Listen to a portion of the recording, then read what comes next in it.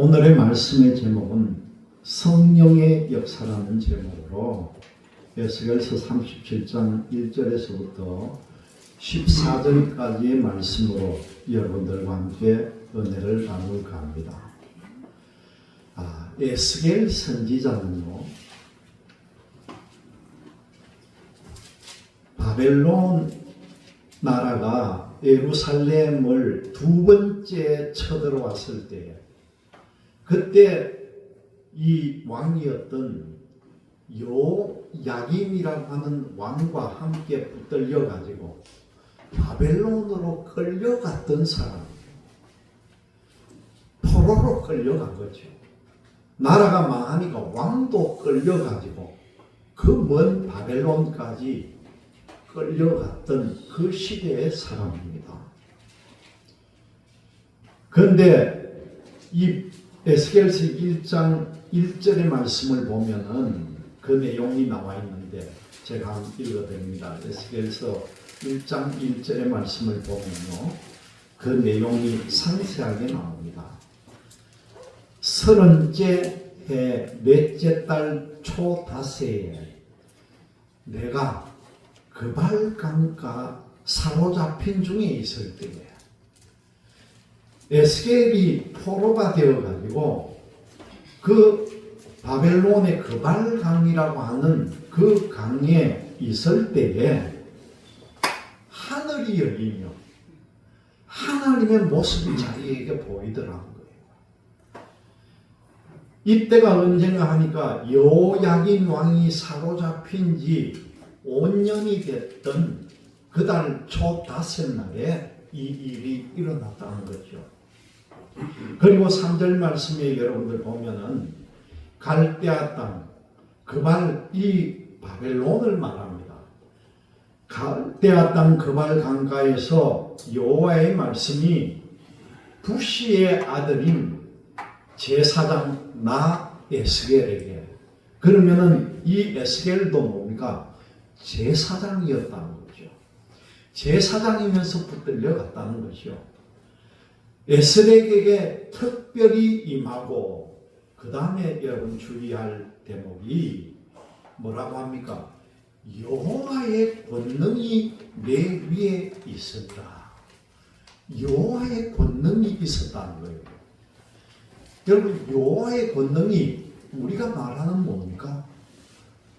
성령이 함께 했다는 거예요. 여호와의 영이 바로 성령 아닙니까? 우리가 오늘 방금 읽은 이 본문의 말씀 37장 1절 첫 번째 뭐라고 합니까, 여러분? 여호와께서 어떻게 해요? 권능으로, 여호와께서 성령으로 내게 임했다는 거예요. 여러분, 그래서 오늘 말씀이 에스겔의 성령의 역사에 대한 말씀인데, 여러분들 오늘 이 성령에 대해서 큰 은혜 받는 시간이 되시기를 바랍니다. 하나님의 성령은요, 역사는 시대를 초월해서 이루어진다는 거예요. 지금 현재 에스겔이 말하는 이 시대가 지금으로부터 2600년 전이에요. 기원전 600년 전의 사건입니다. 이 성령의 역사는 2600년 전이나 지금이나 하나님의 성령의 역사는 시대를 거스르지 않고 지금도 나타나는 역사인 줄 믿으시기를 바랍니다. 주님의 제자들에게 내렸던 신약 성경의 오순절 성령의 역사, 그리고 그 이전 에스겔 선지자 시대 때도 똑같이 이런 성령의 역사가 있었다는 거죠. 에스겔 선지자에게 임한 성령의 역사는 지금도 유효하게 이루어지고 있다는 겁니다. 새 생명의 생기를 주는 하나님의 말씀과 함께 성령이 충만한 삶을 우리는 지금 살아가야 한다는 겁니다. 오늘 말씀의 논지를 보면은 생기로 살리는 성령의 역사가 사방에서 소망을 내려 무덤을 부수는 능력을 전하는 말씀이 오늘 우리가 읽은 본문의 말씀입니다. 첫 번째로 보니까 생기로 살리는 성령에 대한 말씀이 4절과 5절에 나오고, 사방에서부터 오는 성령에 대한 내용이 9절의 말씀에 나오고요. 소망을 내리는 성령의 말씀이 11절에 나오고, 마지막으로 무덤을 부수는 성령에 대한 말씀이 12절에서 13절의 말씀에 나옵니다. 여러분, 이 에스겔 선지자가 소름이 끼칠 만큼 무서운 공동묘지 앞 골짜기에 지금 서 있는 거예요. 공동묘지에 지금 에스겔이 서 있는 겁니다. 그래서 오늘 이 본문의 말씀을 학자들 간에는 많은 이견들이 있습니다. 어떤 사람들은 오늘의 본문의 말씀이 에스겔이 본 환상이다, 그렇게 얘기하는 사람도 있고, 또 다른 사람은 아니다, 포로로 끌려간 이스라엘 백성들에게 진짜 있었던 일이다, 그렇게도 주장을 합니다. 그런데 대다수의 학자들은 오늘 본문의 말씀이 말씀에 나오는 대로 에스겔이 본 환상이다, 그렇게 말한다는 거죠. 서두에도 말씀드렸듯이 이 에스겔 선지자는 이스라엘 민족이 바벨론의 포로로 끌려갔던 시대의 선지자입니다. 나라는 이미 벌써 망해버렸고 수많은 사람들이 그 멀고 먼 나라로 질질질 끌려가지고 지금 이국 땅 남의 나라의 포로로 살고 있는 거죠. 그 가운데 이스라엘 백성들은 수없이 많이 죽었고, 남아있는 백성들은 이 포로된 민족이 얼마나 노동을 하면서 고통을 당했겠습니까? 지도자를 잃어버린 백성은 포로 생활의 절망 가운데서 정말 죽지 못해서 지금 살아가고 있는 겁니다. 그런데 어느 날 하나님께서 권능으로, 성령으로 에스겔 선지자에게 임했고, 에스겔 선지자가 성령에 이끌려서 지금 이 골짜기에 갔다는 거예요. 에스겔 선지자가 골짜기 주변에 서 있는데, 오늘 본문의 말씀을 보니까 그 골짜기에 보니까요, 온통 천지에 하얀 마른 뼈들이 우글우글거리더라는 거예요. 여러분, 사람이 죽고 오래되면 썩어가지고 뼈가 남는데, 이 뼈가 오래되면 하얀 백골이 돼요. 오래된 무덤을 발굴을 한다든가 캐내면 거기에는 흰 뼈가 나오게 돼 있는 거예요. 그 하얀 뼈들이 골짜기에 가득하더라는 거예요. 얼마나 에스겔 선지자가 놀랐겠습니까? 그런 놀라있는 에스겔 선지자에게 하나님께서 뭐라고 묻습니까? 3절 말씀을 보니까, 인자야, 이 뼈들이 능히 살 수가 있겠느냐, 그렇게 물어보는 거예요. 에스겔에게. 죽음의 골짜기에서 하나님께서 그렇게 말씀을 합니다. 얼마나 이게 어처구니 없는 말이에요. 상식적으로 이해가 안 되는 말이죠. 하얗게 말라버린 이 뼈들을 어떻게 살겠느냐는 거예요. 이렇게 가당치 않은 말씀이지만은 성령의 역사로 다시 살아나서 이 뼈들이 큰 군대를 이룬다는 것이 오늘의 본문의 말씀입니다. 하나님께서 에스겔 선지자에게 4절 말씀을 보니까요, 뭐라고 합니까? 너는 이 모든 뼈에게 대언하여 이르기를, 너희 마른 뼈들아, 여호와의 말씀을 들을지어다. 그런 말씀이 나와요. 여러분, 우리는요, 하나님 하나님의 말씀을 들어야 합니다. 하나님의 말씀을 묵상을 해야만이 우리에게 소망이 생긴다는 거예요. 하나님의 말씀을 들어야 문제가 해결이 된다는 겁니다. 여러분, 하나님의 말씀을 들어야만이 우리가 살 수가 있다는 거예요. 아무리 우리가 잘 하나님을 믿는다 할지라도 하나님의 말씀을 듣지 않으면 우리의 영혼은 죽는다는 거예요. 신앙생활은요, 하나님의 말씀을 듣는 데서부터 시작이 됩니다. 기도를 해도 말씀을 듣고 기도해야 하고, 찬양을 하더라도 말씀을 듣고 찬양하고, 하나님의 말씀을 들어야만이 거기에 기적이 일어난다는 거예요. 에스겔 선지자가 5절 말씀에 뭐라고 합니까? 주 여호와께서 이 뼈들에게 이같이 말씀하시기를 내가 생기를 너희에게 들어가게 하리니 너희가 살아나리라. 그렇게 말합니다. 여러분, 죽은 사람을 살리려면요, 성령 충만을 받아야 죽은 사람을 살릴 수가 있다는 거죠. 성령의 역사가 없이는 생명을 살릴 수가 없다는 겁니다. 여러분, 이 성령은요, 잘 알아야 돼요. 우리 교회도 전도가 빨리 되고 부흥이 되고 정말 조직된 교회가 되고 자립하는 교회가 되어야 되는데, 성령을 받지 않으면 전도가 안 된다는 거예요. 마음에 성령이 없이 어떻게 우리가 전도를 하겠습니까? 성령의 역사가 없이는 전도의 열매를 맺을 수가 없다는 겁니다, 여러분. 모두가 성령 받으시기 바랍니다.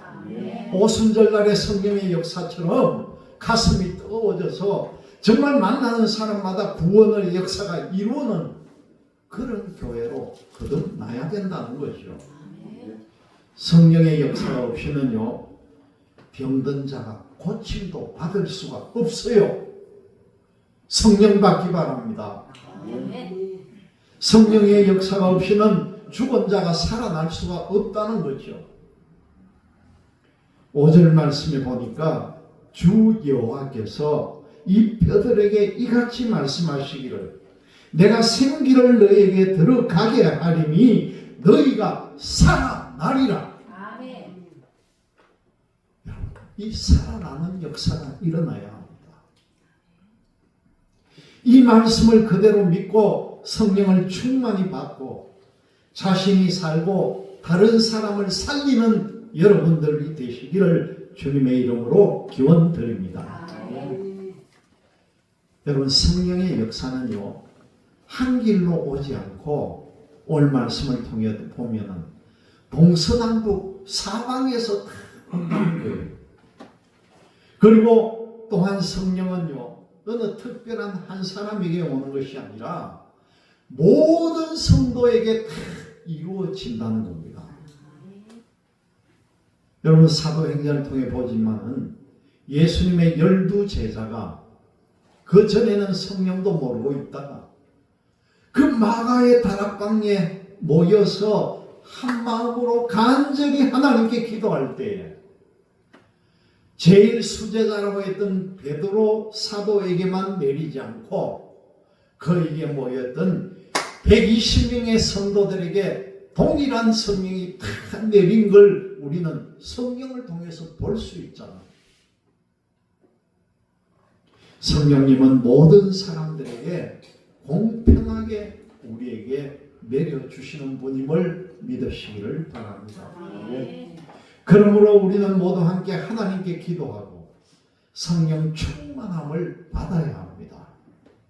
에스겔 골짜기에 있는 그 하얗게 마른 뼈들이 성령의 바람에 움직이기 시작했다는 거예요. 오늘 말씀에 하나님에게서 온 생명의 생기가 그 뼈들에게 들어갔다는 거죠.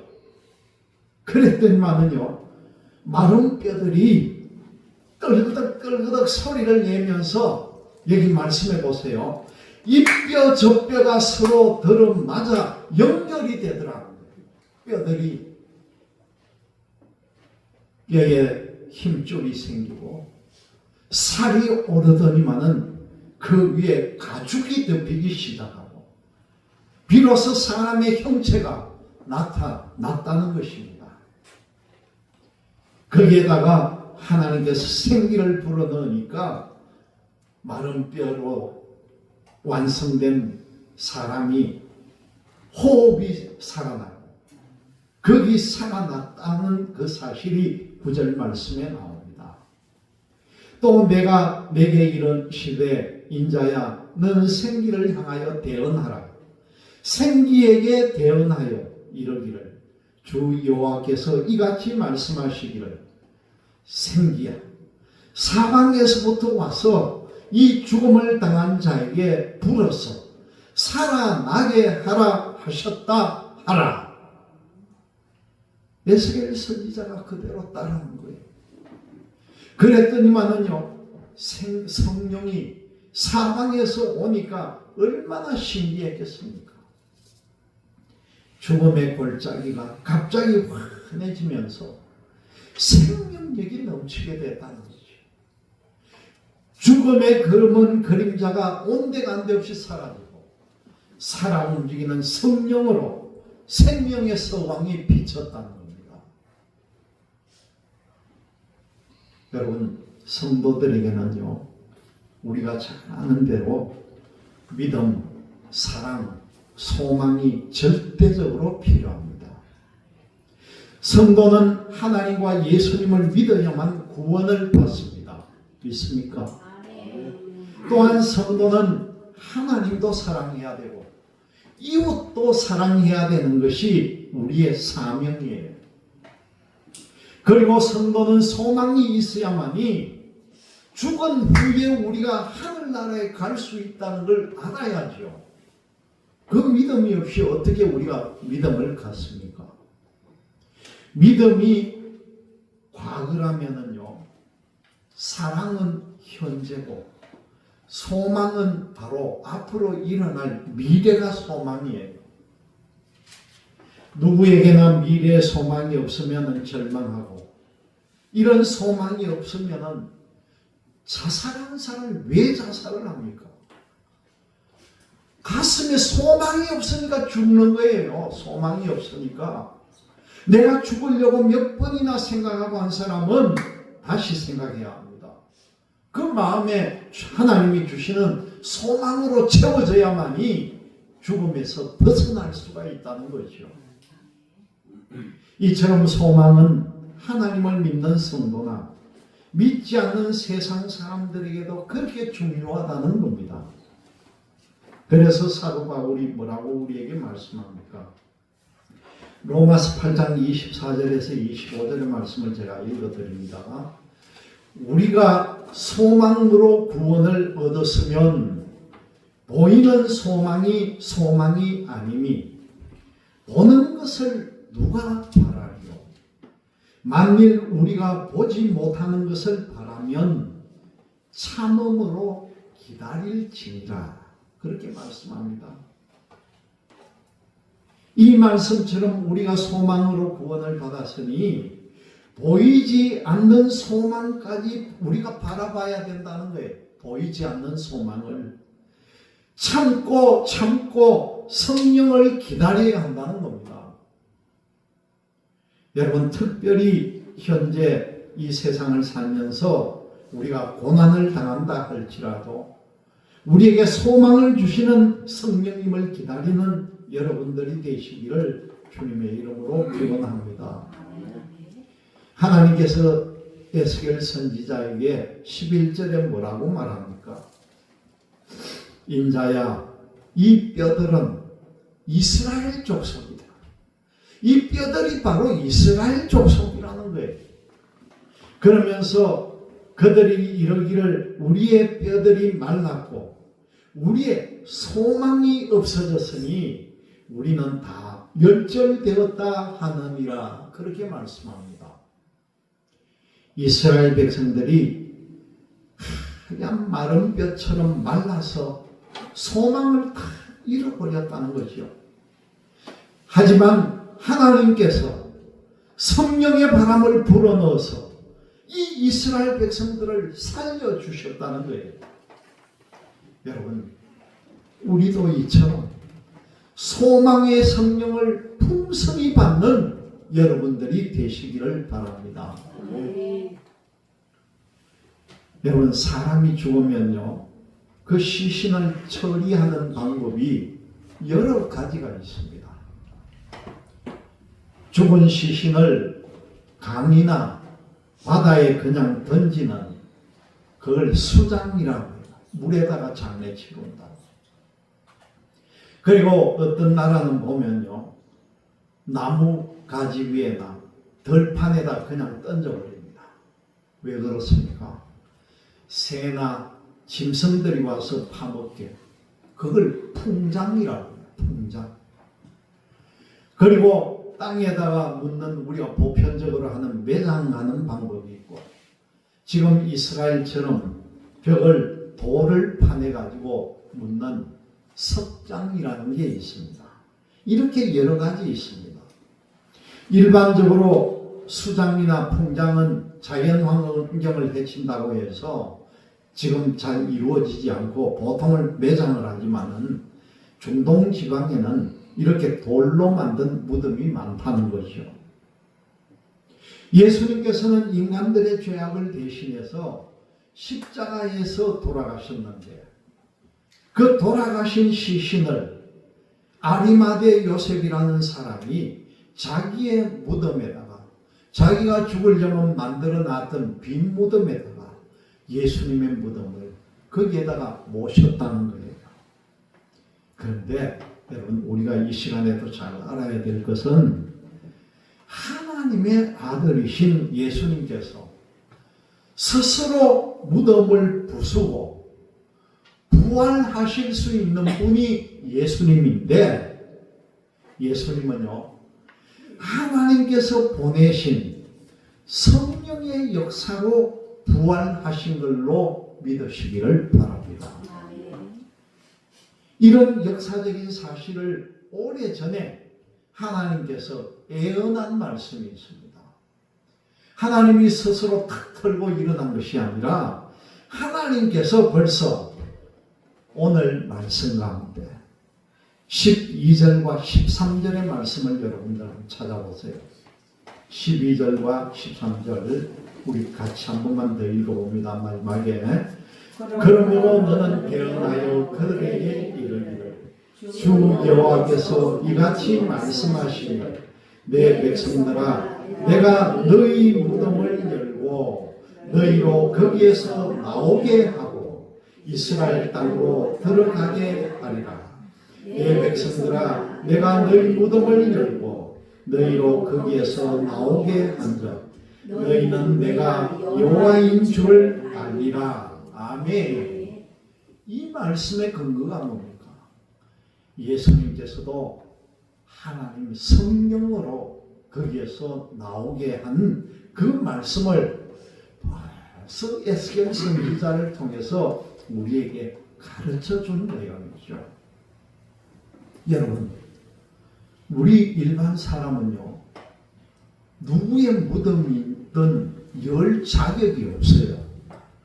여러분, 남의 무덤을 내가 만약에 열면 어떻게 되는지 압니까? 잡혀 들어갑니다. 그거는 범죄가 돼요. 남의 무덤을 내가 어떻게 열어요? 생각지도 못할 일이죠. 법에 저촉이 되고 잘못하면 처벌받습니다. 그런데 여러분, 하나님은 우리 죄 많은 인간들을 구원하시기 위해서 그 죽은 예수님의 무덤을 부수고 부활하신 사실을 꼭 믿고, 또한 오늘 말씀대로 성령 충만한 삶으로 이 에스겔 그 골짜기에 마른 뼈들이 일어나듯이 성령 충만함으로 새로운 역사들을 만들어가는 여러분들이 다 되시기를 주님의 이름으로 기원드립니다. 아멘. 다 같이